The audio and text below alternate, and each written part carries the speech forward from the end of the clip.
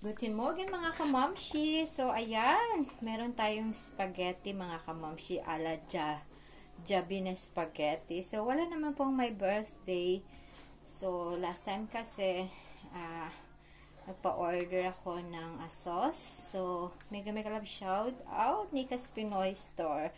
So, ayan na po yung ating spaghetti sauce mga kamamshi. So, almost done na yan. So, wala lang tong hot dogs kasi ayaw ko yung hot dogs na dito. So, prepared talaga yung sa ating gawa mga kamamshi. So, ganyan. Okay na po yan. So, ayan, nakapag-add na po ako ng cheese niyan.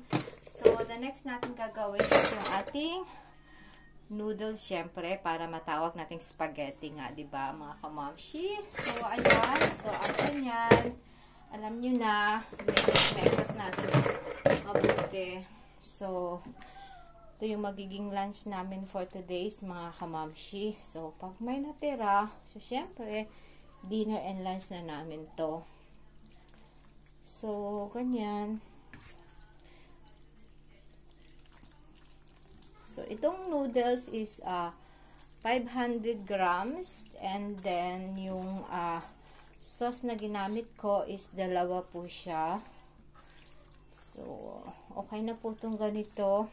So, para medyo, tas nag-add lang ko ng konting cream, na cream for cooking, syempre mga kamamshi. So, para medyo madami-dami yung sauce, kasi mas masarap din talaga pag medyo mas-sauce yung spaghetti natin. So, ayan. Okay na yan mga kamamshi. So, one more flex lang sa inyo. So, ayan mga kamamshi, one more flex lang. So, ayan na po yung ating ginawang spaghetti mga kamamshi. Filipino sweet style talaga to. So, ayan siya. Almost okay na to talaga. As in, so, later na lang ako mag-add ng cheese para sa toppings. Kung gaano yung gusto nila karami na cheese maglagay sila. So, ayan lang mga kamamshi. So, sarap. Nakaka-crave mga kamamshi. So, ayan.